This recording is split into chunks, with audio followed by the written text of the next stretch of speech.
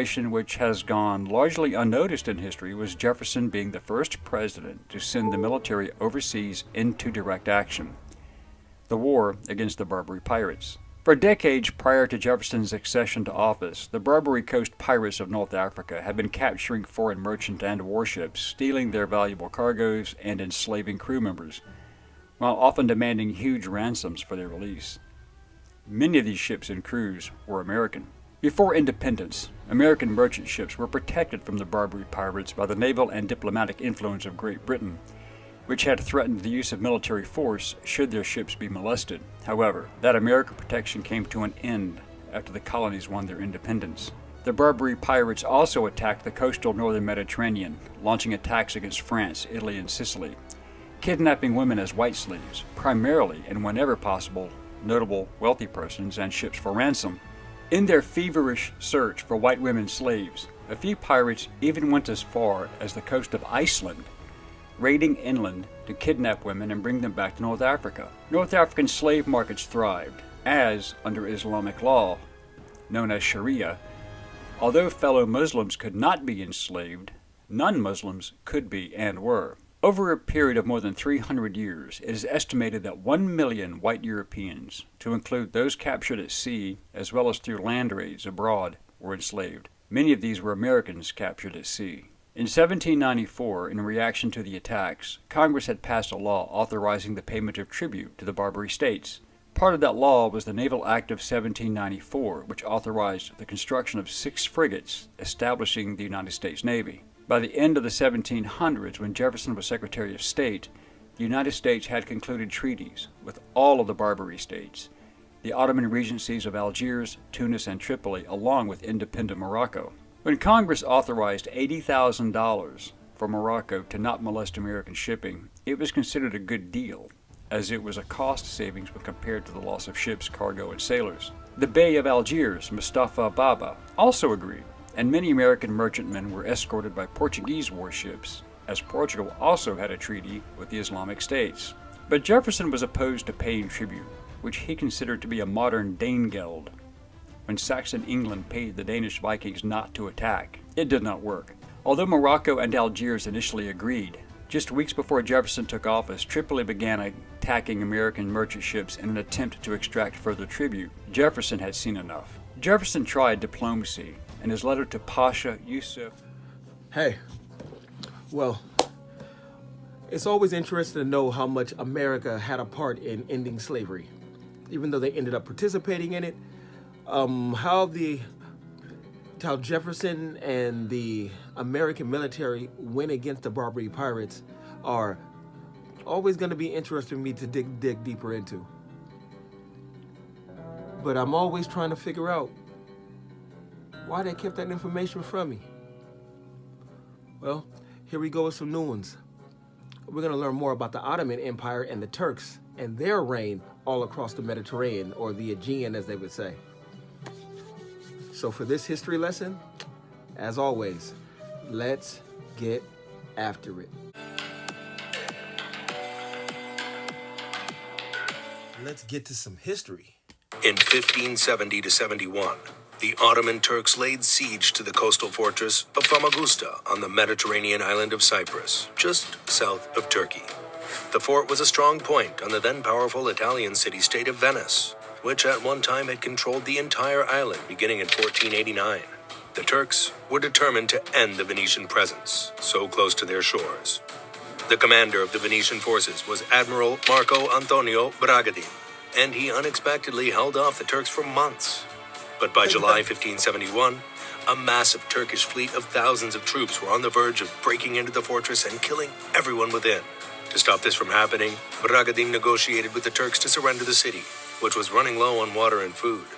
The Turkish commander agreed that if the city surrendered, all Western soldiers and sailors would be returned home. Unfortunately, Bragadin was suspected of killing several Turkish prisoners, and that, in addition to holding out so stubbornly for so long, enraged the Turks and their commander, General Pasha Lala Mustafa. After getting what he deemed a sarcastic answer from Bragadin, Mustafa pulled out his dagger and sliced off the Italian's ear in one quick stroke. Then, Bragadin's hell began. Mustafa's guard held down Bragadin and his other ear and nose were cut off. Then the Turks went mad, killing all Christians in the city. Bragadin was kept in a dungeon for 2 weeks while his wounds festered, and he listened to the screams of people. I don't know if my history serves me correctly. Didn't the Turkish end up being a Christian nation? Well, I gotta figure out how that happened. If they out here killing Christians, then they ended up being a Christian nation. That's God. But we shall learn more. The history never stops. All right. Being slaughtered. Then the Turks came back for him. They forced him to carry heavy sacks of dirt and rocks around the city walls. Then, when they tired of that, they tied him to a chair and hoisted him up the mast of a Turkish ship, whose sailors taunted and threw rocks and other objects at him. Then he was taken to the main square of the city and skinned alive while tied to a column. His skin was stuffed with straw and then dressed in his uniform and paraded around the city on an ox. His body was quartered, torn into 4 pieces, and then given to 4 groups of Mustafa's finest troops as trophies. No, that's not a scene from a horror movie. It all happened. 8 years later, a Venetian sailor stole Bragadin's skin from the Ottoman capital, Constantinople, and brought it back to Venice, where it lies in a place of honor in a church in the city today. Jesus. That's what happened to an admiral. Imagine the things that happened to disobedient or rebellious slaves held by the Turks. Welcome to History on Fleek. Today, we unveil the hidden truths of slavery in the Ottoman Empire, a world of galley slaves, legendary janissaries, mysterious eunuchs, and the captivating secrets behind the infamous harems of the sultans. All right. I didn't know it was gonna be this crazy, but we here. Whoa. But like I said, this is a history lesson, so we can get rid of all this victimhood talk. Atrocities happen everywhere to all types of people. I'm educating myself, and anybody on this journey with me, educate yourself. Let's get off this victimhood. Let's stop blaming people. Let's come together as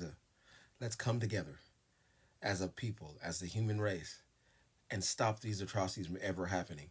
Stop creating more victims. Stop creating more things, and let's get back to being peaceful and loving together. But this is, buddy. All right, let's rock out. No toilets for galley slaves. If you've watched our videos on the lives of Greek and Roman slaves, you'll know that one of the worst things a slave was forced to be was a galley slave, a rower on a warship. By the time the Ottoman Empire took Constantinople in 1453, the ships, by that time actually called galleys, were powered by both sail and manpower, and were equipped with cannons, making the lifespan of most galley slaves even more miserable. However, maybe a cannonball shell or explosion was preferable, rather than sinking with the ship chained to the rower's bench. Making life more miserable was the fact that the slaves chained to the oars and benches in Ottoman ships were often never allowed to leave their place. They slept there, ate and drank their meager portions there, and relieved themselves there too. Slaves essentially rotted on the benches, and in addition to extreme humiliation and comfort, the many cuts and sores on the slaves' bodies made infection and gangrene spread that much faster. And when a slave was used up, his body was tossed overboard. Sharks followed galleys everywhere. The life of laborers. Claustrophobia is a relatively new word, but an old human condition. For some people, their claustrophobia is debilitating. Cars, hotels, planes, and other closed-in spaces are impossible to deal with. If you've got claustrophobia, odds are that mining isn't your first career choice, or your 1000th. Now imagine this. A slave seized in war or brought in the slave markets in Africa, the Middle East, and for a long time the Mediterranean coast of Europe, decides he can't go in the mine because he gets terrified in enclosed spaces.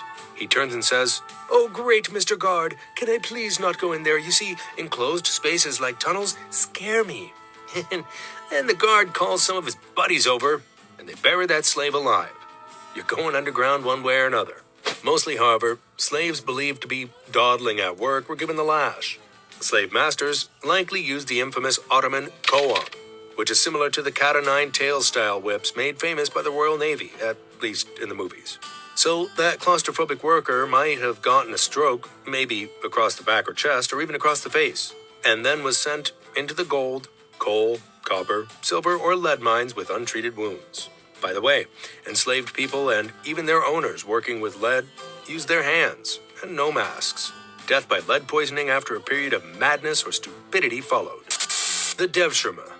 Slaves weren't always taken in combat, bought in a slave market, or born to another slave. They were often kidnapped. The word genocide gets used a lot, and sometimes people think it's overused when not applied to mass killings on a Nazi or Soviet scale. But genocide refers to any sustained action designed to eliminate a particular group of people from the earth or its history. The Ottomans practiced a form of it in their Christian holdings in the Balkan territories of southeastern Europe. In most cases, the Turks did not force people to convert. Sometimes they were given a choice before a siege or battle, like convert to Islam or die. Some did convert. Most died if they didn't win. Some Europeans converted because it made life easier and opened economic opportunities. Some converted from belief. Most did not. Christians paid higher taxes. Their economic possibilities were limited, and they were often exposed to mistreatment by oppressive Muslim troops and local governments. They also had to worry about the Devshirme, the Ottoman practice of kidnapping European children and raising them as Muslims, turning Europe's children against their parents, so to speak. Attractive young women and girls who were taken were often sent to famous harems of the Ottoman Empire. We'll tell you more about that in a moment. The boys were taken, raised in Islam, and given intense military training that rivals what you saw in Sparta in the movie 300. These boys became the Janissaries. The Janissaries were both the shock troops of the Ottoman army and a Turkish version of the ancient Roman Praetorian Guard, an elite force guarding the Sultan and his family. Janissaries were given special training and privileges that many other Ottoman soldiers were not. They were often given or had the first crack of any spoils of war. Eventually, the Janissaries grew into a power unto themselves and, throughout much of later Ottoman history, sometimes held incredible power, enough to make or break a sultan. Eunuchs. It's hard to understand today, but for centuries all over the world, castration was commonplace. The most famous eunuchs were the castrati of Europe, popular from the 17th to the early 19th century. A castrato was a man whose testicles had been removed before his voice had changed, ensuring a high voice, but with the endurance of a man. This was done for opera. Sometimes, impoverished parents sold the boy with an excellent voice to a music director, and the procedure was done. Sometimes the boy had some say in the matter. For a time, some of the biggest celebrities in Europe, especially Italy, were castrati. In the Ottoman Empire, boys, including some boys kidnapped for use in the Janissaries, and many educated men, were castrated. Some boys sang. Others grew up to be harem guards. Educated men sent to teach or advise the extensive royal family or the wives of high officials were also castrated. Why? Castration tends to lower the sex drive. Okay. With all of this going on back then, nobody better complain today about somebody saying they're taking their freedoms from them. This is the great country of America, and this ain't happening here. This is wild. Just, you're not having no kids. Bloodline dead. Jesus, this thing is leaving me speechless, man. I don't know what to say. What the hell? And was believed to increase the focus and mental capacity because a castrated man was thought to think about sex less often, which made them perfect candidates to work in the harem. The Turkish word harem comes from the Arabic haram, which means sacred place. No, get your mind out of the gutter. The sacred place was where the women of the imperial household, from wives to servants and in between, were secluded, kept separate from most of the rest of society and most men. At times in Ottoman history, the harem numbered over 1,000 women and girls. The harem was not a brothel, as it was made out to be in Enlightenment Europe, such as in the famous opera by Mozart, The Abduction from the Seraglio. The harem made up all of the women of the imperial household, from multiple wives to servants. Many of the women were concubines, women kept by the Sultan or male members of his family for both companionship or sexual pleasure, or both, but for a variety of reasons, not as wives. It is true that many women and girls taken to the harem were sexually abused or exploited. And while one could say that the women who grew up in the harem had no experience as anything other than a slave or concubine, The truth is, they would have had no choice in the matter if they did. It's also true that the vast majority of women taken or brought as slaves in Europe or otherwise were not in the harem and lived far more unpleasant lives. In the harem, women were protected from anyone from the outside. The wives, concubines, and illegitimate daughters of the Sultan were given a better education than many royal Europeans in music, art, math, poetry, religion, and much else. Those at the top wanted nothing and were given the finest clothes, jewels, and food. They were also sexual slaves, most having little or no choice as to when and with whom, as concubines were sometimes given as gifts or thank yous from the Sultan to an esteemed guest. Okay. I don't even... Man, what the hell was that? That's some crazy...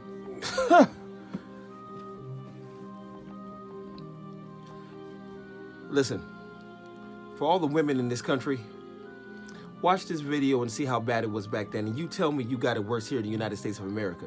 You can do anything you want to do. I want you to name one right that I have as a male that you as a woman don't have here in the United States. And then think for a little bit more and think that you might have more privileges than me in the United States. Because what I just learned from them, in the empire, those women didn't have anything. And that's the damn shame. Excuse my language. America is one of the best countries in the world, and we've come a long way to having a clean slate of rights for all. Now, if we can just get rid of some of the perversions we have and some of the misalignments we have between man, woman, and child in Christ, we can get this country back on track. But if I tell you one thing, it was a lot better than what was happening in the Ottoman Empire. Jeez, right? But here we go down our little history lesson full so we can learn about more atrocities in the world so we can get over them and understand that we live in the best country in the world. That's right. So let's just do what we can to protect this country, its virtues, its liberties, so we can continue to be prosperous. I'll do my part, and I hope that you'll do yours. And like I said, thank you so much. Hey, thank you for watching Dino Reacts. If you like my content, like, comment, and subscribe. And as always, chef's kiss. Mwah.